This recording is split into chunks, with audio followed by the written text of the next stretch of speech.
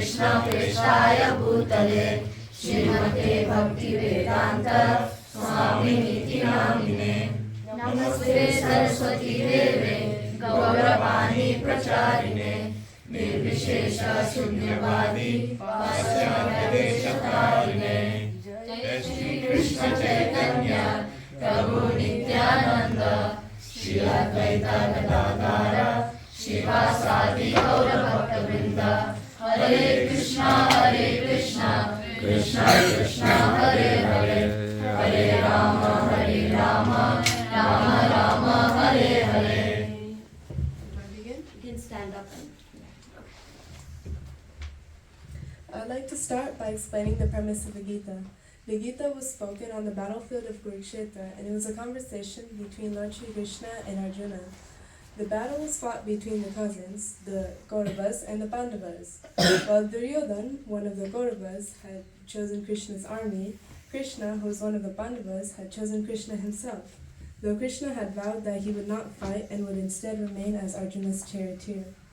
Chapter 1 is titled Observing the Armies on the Battlefield of Kurukshetra, and starts with the blind king Dhritarashtra asking his secretary Sanjaya to narrate to him what is happening on the battlefield between him and his sons. Dhritarashtra says, Dhritarashtra uvacha narmakshete kurukshetre samaveta yuyutsava mamaka pandavastraiva kima kurvata Sanjaya. Dhritarashtra said, O Sanjaya, after my sons and the sons of Pandu assembled in the place of pilgrimage at Kurukshetra desiring to fight, what did they do? Since the battle was being fought on the place of pilgrimage, Dhritarashtra continued to have hope that his son Duryodhan would succeed, despite the Krishna being on the side of the Pandavas. And now, before the battle was fought, Arjuna had asked Krishna to take him in between the two armies so he could see who had come ready to fight. However, upon seeing his gurus, uncles, and cousins, Arjuna lost all his composure and gives many reasons not to fight that are seemingly logical. He then puts down his Gandiva bow and is overwhelmed by grief.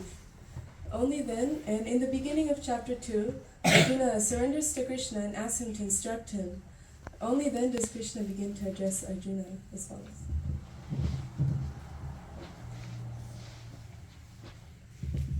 In chapter 2, Krishna starts speaking to Arjuna after Arjuna surrenders and asks for guidance by saying, I am now...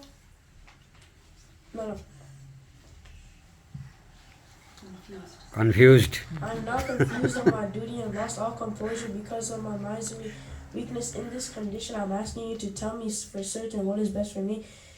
I am now your disciple and I am now your disciple and my soul is surrendered unto you. Please instruct me. Krishna then informs Arjuna as saying that we are not these bodies. As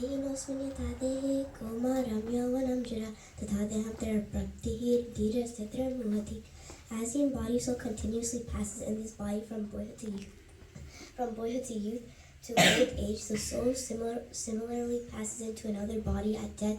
A sober person is not bewildered by such a change. Krishna then explains how we are eternal souls and cannot be destroyed by any means. He then proceeds to talk about how important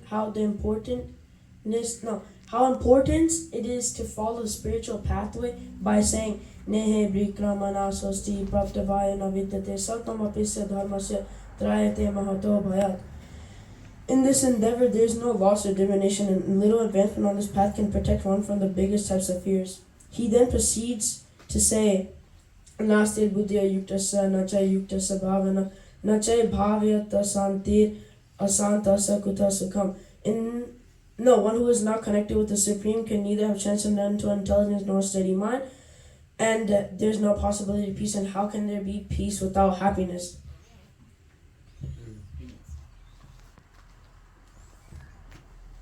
He then assures Arjuna that he will still attain Godhead by saying, Esa brahmistiti partha nainam prapta vimoyati stitam vasanta pi brahma nirvana richati. That is the way of the godly life. Once a man has acquired that, a man is not bewildered, and even at the hour of death, he will attain Godhead. Krishna then summarizes saying that the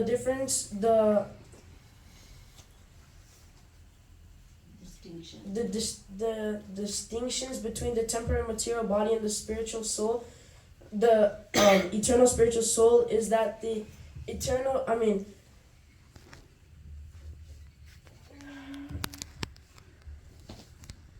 Transmigration.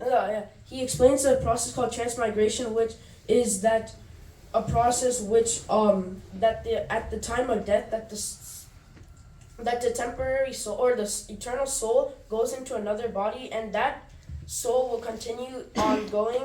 And so afterwards, Krishna then explains how the nature of a selfless person is to serve the Lord, and is to serve the Lord, and is to get the characteristics of a self-realized person. In the third chapter, Arjuna asks Krishna why he should fight if intelligence is better than performing work.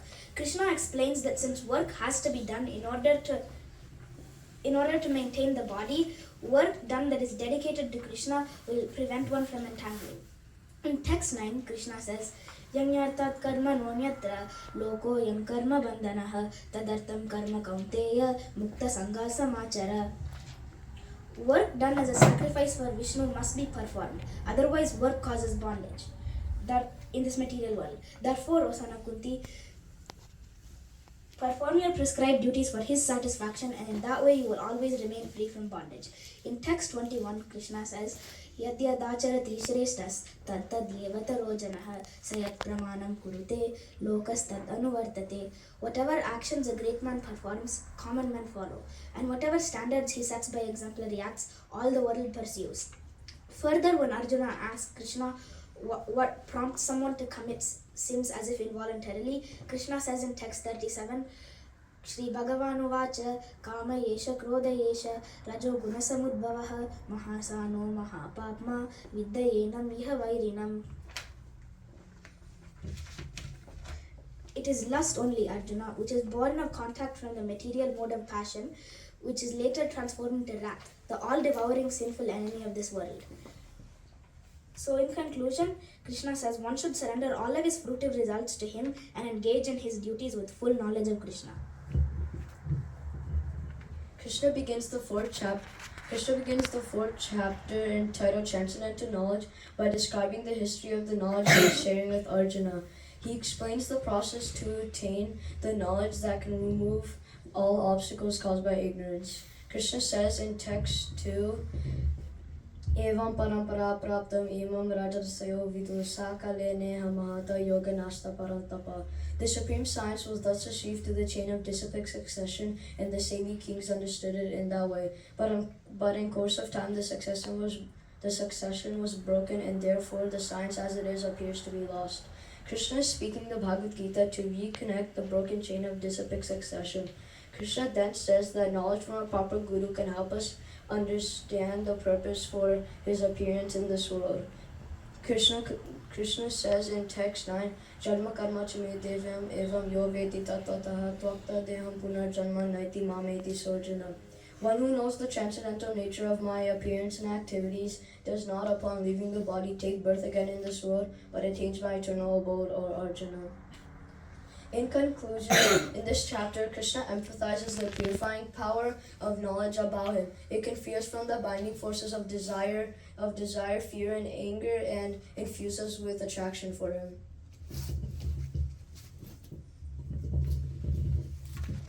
Chapter 5 is titled Karma Yoga, Action, and Krishna Consciousness. In this, Krishna discusses working in devotion and performing duties without attachment. The chapter begins with Arjuna asking whether it's better to renounce work or work in devotional service. To this, Krishna responds in text 7, saying, Yoga yukto vishuddhatma vijitatma jitendriyaha sarvabhutatma bhutatma purvana pinalabhyate. One who works in devotion, who is a pure soul, and who controls his mind and senses, is dear to everyone, and everyone is dear to him. Such a man, though always working, is never entangled. Using the example of Arjuna, although he was fighting on the battlefield, he was working in Krishna consciousness, so he was not entangled with the results. In text 18, Krishna says, Vidya Vinaya Sampane Brahmane Kavihastini Sunicheva Supakecha Pandita Samadarshinaha. The humble sages, by virtue of true knowledge, see with equal vision a learned and gentle Brahmana, a cow, an elephant, a dog, and a dog-eater. They know that the body is material and does not matter, but the Paramatma soul is equal and present in everybody. In text 29, Krishna says, Bhoktaram yajna tapasam sarva lokam maheshwaram suhridam sarva bhutanam yatva mam shantim richati. A person in full consciousness of me, knowing me to be the ultimate beneficiary of all sacrifices and austerities, the Supreme Lord of all and the well-wisher of all living entities, attains peace from the pangs of material miseries. In chapter 6, Krishna talks about Dhyana Yoga, in which he talks about Ashtanga Yoga, which is the 8-step process to achieve perfection. And to explain how difficult this is, he says in text 10, Yogi Yunjita Satatam Atmanam Rahasi Stata Ekaki Yatashitatma Nira Shira Parigraha. A transcendentalist should always engage his body, mind, and self in relationship with the Supreme, and he should live alone in a secluded place, and he should control his mind. He should be free from desire and feeling of possessiveness. In the end, Krishna explains that of all yogis, the one who comes to him through Bhakti Yoga are the best. Yogi namapi sarvesham madkaterantaratmana Shraddha Banavajite Yomam Same Yukta Tamo Mataha. And of all yogis, the one with great faith who always abides in me and thinks of me within himself and renders transcendental loving services unto me is the most intimately united with me in yoga and is the highest of all. That is my opinion.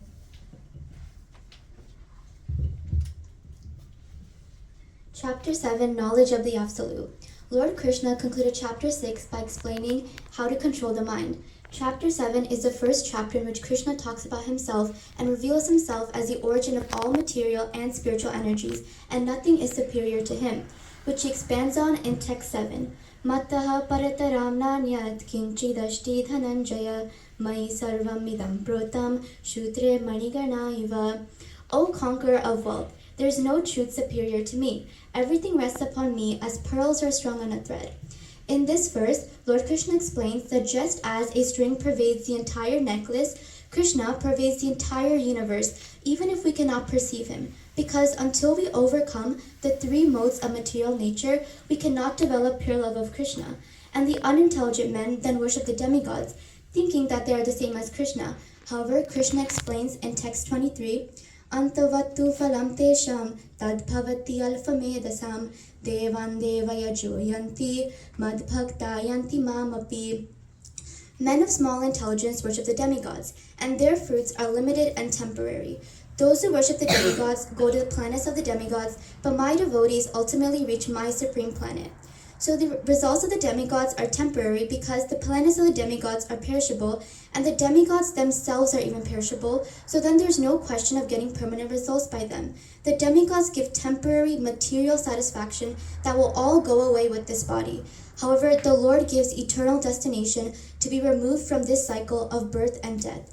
And Lord Krishna concludes his chapter by stating that those who know that he is the governing principle can understand him even at the time of death.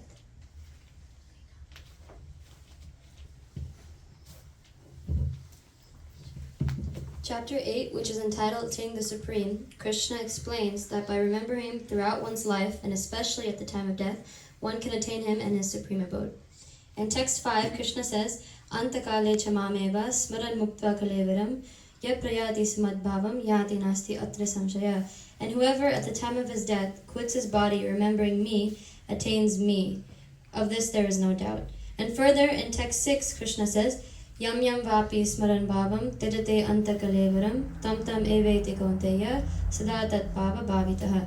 And at whatever state that one quits his body remembering, in that state he will surely attain.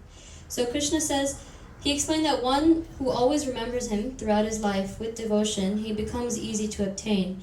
And once you attain Krishna, then you don't need to take birth in the material world again. And the way to attain Krishna is to engage in unmotivated, uninterrupted devotional service throughout one's life.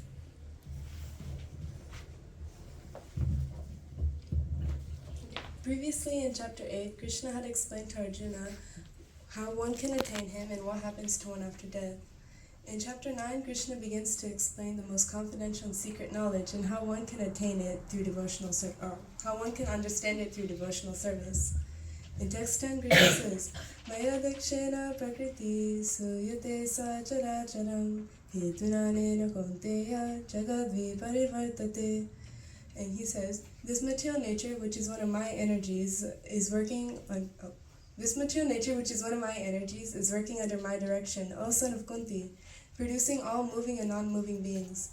Under its rule, this manifestation is created and annihilated again and again. And Srila Prabhupada explains in the purport that although everything in this material world happens under Krishna's direction, Krishna is still detached from this world. He gives the example that when a fragrant flower is before someone, the fragrance is touched by the smelling power of the person, yet the smelling and the flower are still detached from one another. In text 14, Krishna also explains the qualities of a great devotee as follows. Satatam Gitayanto Mam Satatam Gitayanto Mam Yadantascha Didavrata Namasyantascha Mam Bhaktya Nitya Yukta Upasate. Always chanting my glories, endeavoring with great determination and bowing before me. These great souls perpetually worship me with devotion. And furthermore, to the devotees who possess these qualities and perform steady, loving devotional service unto him, Krishna promises them the following in text 22. Ananyas chintayanto mam yejana paripashate desham nityaviyuktanam yogakshemam vahamyaham. But to those who worship me with exclusive devotion, meditating on my transcendental form, to them I carry what they lack and I preserve what they have. Shri Krishna concludes this chapter by saying that if one engages their mind in always thinking of me, become my devotee, worship me, and offer their obeisances unto me, surely you will attain me.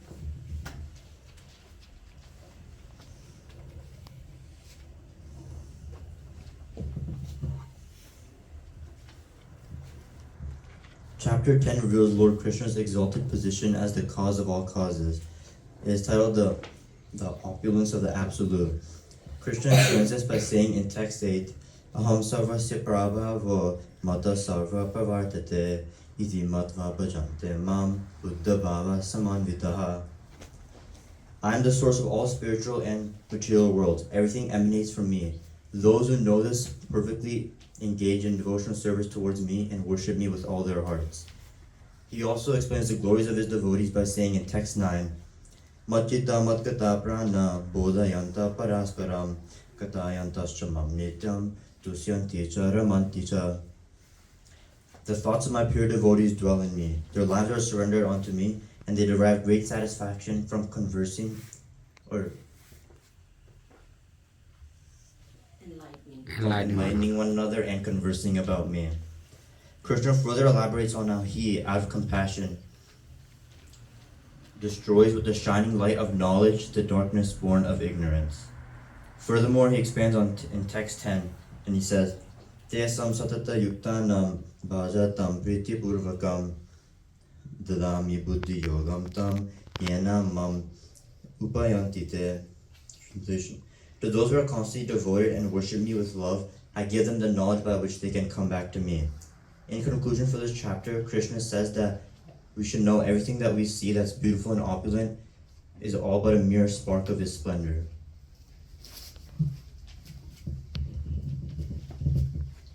In chapter 11, the universal form, Arjuna, after hearing all of Krishna's instructions, asks to see his universal form.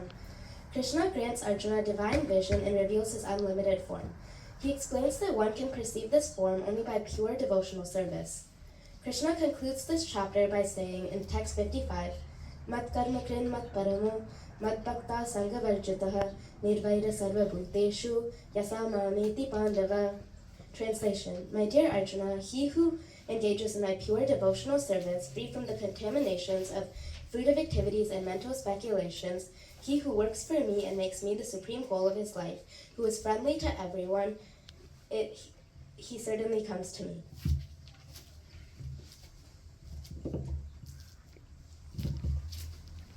Chapter 12 Devotional Service. Lord Krishna concluded Chapter 11 by stating that He is in everything and everything is in Him, and we need a way to constantly remind us of this. This is when Krishna advises that one must take the path of bhakti. Bhakti Yoga, pure devotional service to the Lord, is the highest and most expedient means of attaining pure love of Krishna, which is the highest end of spiritual existence. And Lord Krishna explains the reason for this in text 5. Kleshodhikatarastesham avyaktya saktachetasam avyakta hi gatir dukham dehavad bhiravapyate. For those whose minds are attached to the unmanifested, impersonal feature of the Supreme, advancement is very troublesome. To make progress in that discipline is always difficult for those who are embodied. So the impersonalists are jnana yogis, and the ones who worship the Lord in full consciousness are bhakti yogis. Even though both may eventually lead to the same path, jnana yoga is very difficult for us embodied souls because it's hard to realize that we are not this body when we're surrounded by so many forms. So that's why Bhakti Yoga is the highest path. And for one who follows this path sincerely, Krishna has promised to relieve them from this cycle of birth and death in text 7. Teshamaham samuttarta mrityu samsara sagarat bhavamina chirat partha maya veshita chetasam. And for one who worships me, giving up all their activities unto me, and being devoted to me without deviation, engaged in devotional service, and always meditating upon me, having fixed their minds upon me, O son of Pritha, for them I am the swift deliverer from the ocean of birth and death. In this verse, Lord Krishna explains the importance of engaging oneself in pure devotional service. First, we detach ourselves from the fruits of our actions, then direct all of our actions towards Him, and lastly, endeavor to remember Him with devotion. This is what a pure devotee should strive to do. And Lord Krishna concludes his chapter by stating the wonderful characteristics of his pure devotees, because devotees realize that all beings are part and parcel of the Lord, and that we cannot control the results because we are not the doers.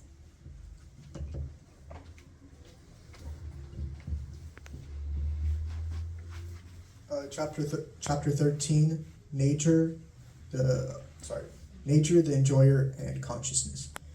After learning about devotional service in chapter 12, Arjuna starts off by asking Lord Krishna, what is true knowledge and what is the goal of this knowledge? Thus, Lord Krishna explains to Arjuna that what true knowledge is and how to attain it. He explains the quality of the soul and the supersoul and who the real enjoyer is, and how one's vision changes from this knowledge. He says humility, non-violence, accepting a bona fide spiritual master, self-control, renunciation of the objects of sense gratification, absence of false ego, detachment, constant unalloyed devotion unto Him, and accepting the self-realization accepting the importance of self-realization, etc., are things that he considers to be true knowledge, and anything else he considers to be ignorance. In conclusion, finally, he also says that the person who understands the difference between the body, soul, and supersoul will surely be able to attain liberation. In conclusion, Lord Krishna basically tells Arjuna the steps to be actually knowledgeable, and he explains the knowledge of the material nature in a person trapped inside trapped with bodily consciousness. And thus he ends off by telling Arjuna that one who finally learns all this knowledge will be able to escape the clutches of this material world.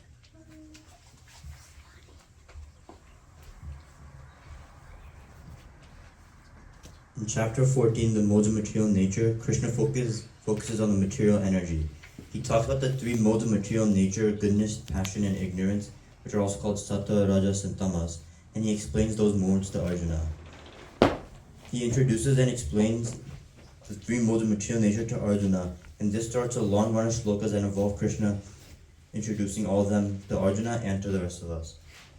In text 20, Krishna says, Gunan etan atityatrin dehi deha samudbhavan janma mrityu Janma Mrityu Jara Dukir Vimukto Mriktam Dus Asnate. Translation. When the embodied being is able to transcend the three modes of material nature, he is able to become liberated from birth, death, old age, and the distresses that come along with it, and he is able to enjoy nectar even in this life. In conclusion for this chapter, Krishna says that in order for us to go back to him and truly enjoy our lives in a Krishna conscious way, we have to first be liberated from the three modes of material nature. Chapter 15 is called the Yoga of the Supreme Person, also known as Purushottam Yoga. Krishna explaining about the material curation and his nature by giving examples of a banyan tree. Adashchordam prasitastasya sakha guna pravidya vishaya pravala adashcha mulyani anusanitani karma anubandini manusha loke. The branches of this tree extend downwards and upwards, nourished by the three modes of material nature. The twigs are the object of the senses, and this tree also has roots going downwards, and these are bound to the fruit of action of human society. Further in this chapter, Krishna says that he is seated in everyone's hearts, and from him comes. Says Yogi Yunjita Satatam Atma Namraha Sistata Ekaki Yatachit Atma Nirashira Parigraha. Sarvasya Chaham Vidisanya Vishto Mata Smiter Hyanam Apoham Cha Vedasya Savid Aham Heva Vedo Vedantakrit Vedavit Eva Chaham. I am seated in everyone's heart, and from me comes resemblance, knowledge, and forgetfulness. By all the Vedas I am to be known, and yet indeed I am the compiler of the Vedas. Krishna concludes this chapter by telling Arjuna that he has revealed the most confidential knowledge to him.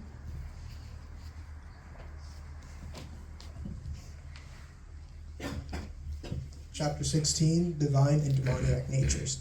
After explaining to Arjuna that the material world is just a perverted reflection of the spiritual world, Lord Krishna then starts to describe to Arjuna the divine and demoniac qualities that are in a person. And finally, in text 21, he says, Trividam narakashedam advaram nashanam atmana kamas krodhas tata lobhas tasmad etat trayam tajit. Translation. There are three gates leading to hell: lust, anger, and greed.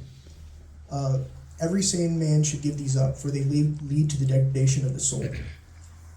In conclusion, Lord Krishna explains to Arjuna that the people with divine qualities are godlike and in the end attain him, whereas people with demoniac qualities are more prone to go against the regulations set by the scriptures, and in the end will get more entangled in this material world. Chapter 17 is entitled Divisions of Faith. Here Krishna explains that faith evolves according to everyone's nature.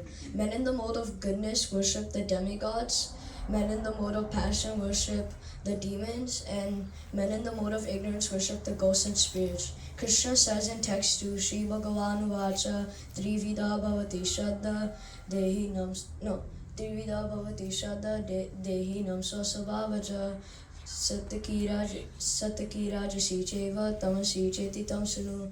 The Supreme Personality of Godhead said, according to the mode of nature acquired by the embodied soul, one's faith can be of three kinds: in goodness, in passion, or in ignorance. Krishna further elaborates on activities such as charity, penance, and austerity performed under the influence of the three modes of material nature and the results thereof. Krishna further explains in text 29, Tadityana Visanda 25. Tadityana Visandaya Phalam Yagya Tapa Kriya Dana Kriyascha Vivida Kriyante Moksha Kanchibi. Without desiring further results, one should perform various kinds of sacrifice, penance, and charity with the word tat. The purpose of such transcendental activities is to get free from material entanglement. In conclusion, anything done as sacrifice, penance, or charity without faith in the Supreme is impermanent. It is called a sat and is useless both in this life and the next.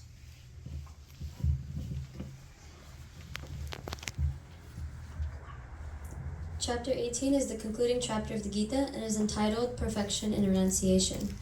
In chapter 18, Krishna explains how renunciation and the three modes of material nature affect human consciousness and activity. In text 55, Krishna says, Bhaktya mam avijanati yavan yascha smitatvataha tato mam tatvato jnatva vishyate tad anantaram.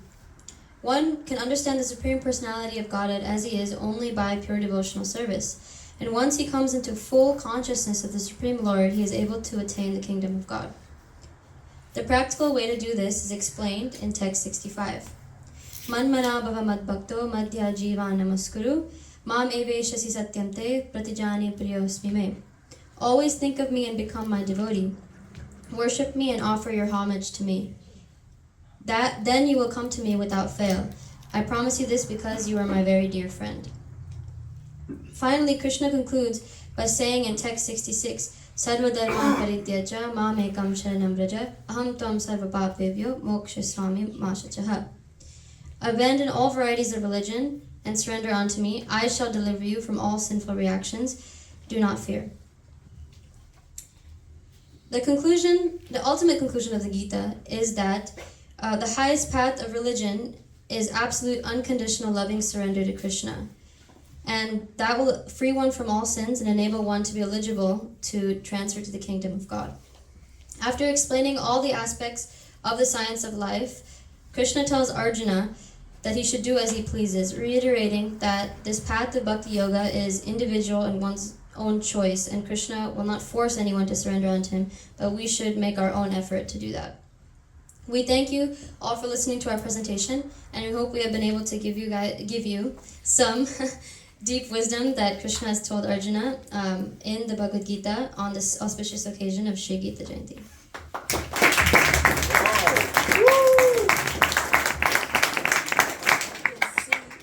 They put in a lot of effort.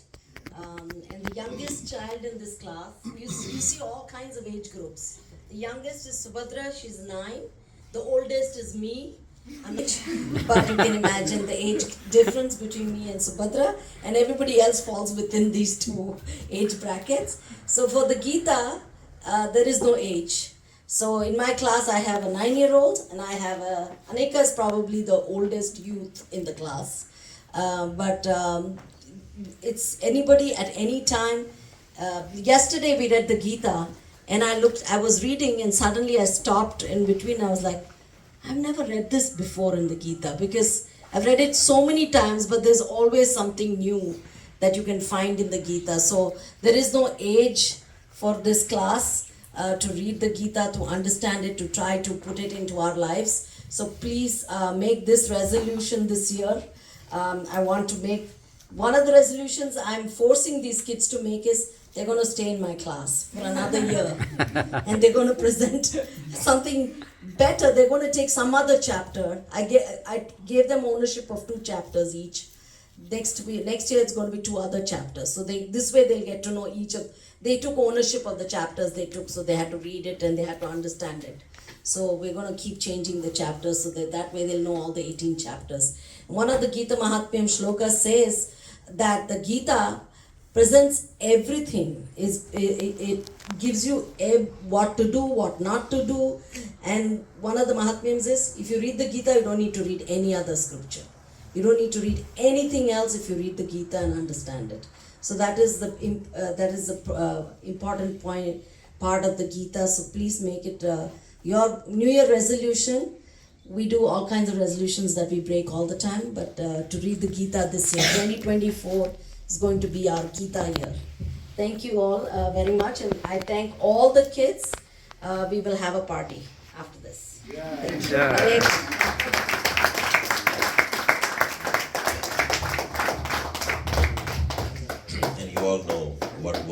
into getting the kids to be able to enjoy the deep transcendental message of Sri Krishna in the Bhagavat Gita. So thank you, Anupama. But we thank all of you for being here to give the opportunity for the kids to present, and that in itself is your loving gift to them. It's an ocean of transcendental bliss, this Bhakti Yoga. So we all can either toe dip or dip our toes or even dive in. It's up to us. But whatever you can do, it's all good and all in the right direction towards Krishna. So let us take these kids as our role models. They're really role models for us. We can get so entangled in our daily life and miss the whole point of our existence. Jivasya tattva jigyasaha. So not nachan cheta karma bhi. So we are treating this opportunity as kids have presented to us as a big inspiration for us to do better in our own spiritual lives. So thank you very much from all of you. And there is nothing we can give you, really is priceless. But from our hearts, we thank all the children, and especially the parents. Many parents are here. They love and the commitment they have given. Sometimes kids need directions, and they go this way and that, and then to keep the focus. The parents are very important. The same parents could also then give any kind of distraction or lack of focus for the children and come to regret it later. But there are parents who really understand the worth and the value of this as being the main purpose of our life. Everything else is based on our karmas. We get money, we get home, we get life, we get job, we get so many other credits and debits. But our main purpose in all of this, the highest purpose, is the higher taste. Param drishtva nivritate, is to be divinely conscious at all times, and that divinity is Krishna. So thank you all for coming. But we still have some more program. We want some of the regular attendees of Bhakti Yoga Tempi who come here to speak a few words. We have some very mature and very evolved students from ASU who understand this importance of bhakti and attend our programs. We have others coming. We have a family coming all the way from where? Florence. They drive all the way from Florence whenever they can to be part of this festival. So that must be their beautiful inner calling. So we want them also to share a little bit of their realizations, and then invite the ASU students to have realizations. If any parents want to say something, please do so. And then we'll have a little bit of kirtan. No, okay. What time is it? Some games. We have games, but let's have prasadam, and then those who want to stay back. Yes. Games, So we planned some games for the outdoors.